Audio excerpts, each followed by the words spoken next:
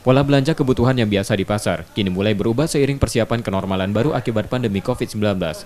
Di Palembang sudah diluncurkan salah satu belanja sembako berbasis aplikasi yang digugus pengusaha muda lokal Palembang.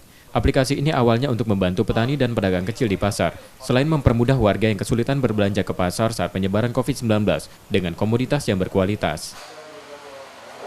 Jadi kita ingin mengikut sertakan petani dalam mensuplai produk-produk mereka langsung ke aplikasi kami dengan harapan barang mereka bisa tersuplai dengan baik, dijual dengan harga yang layak, dan juga kita bisa mensuplai ke konsumen dengan harga yang relatif murah.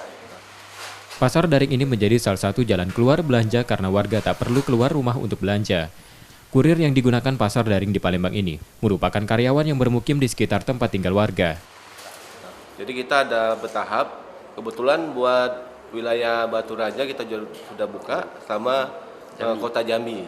Udah kita buka 3 hari yang lalu, buat Batu Raja itu sekitar 2 bulan yang lalu udah dibuka. Munculnya pasar daring ini mendapat dukungan dari perusahaan daerah pasar atau PD Pasar Palembang, karena sejalan dengan yang dilakukan Pemkot Palembang. Dari perwakilan dari pemerintah, dari namanya PD Pasar Palembang Jaya, menginginkan menyupport bagaimana caranya DHD pasar ini cepat untuk dinikmati oleh masyarakat luas, sehingga yang namanya belanja atau belanja ke pasar itu dapat dikurangi dan bisa berbelanja secara online. Pengembangan layanan di wilayah pasar daring ini akan diperluas dan diharapkan menjadi tren baru berbelanja di pasar saat kenormalan baru. Tim Liputan, Kompas TV, Palembang.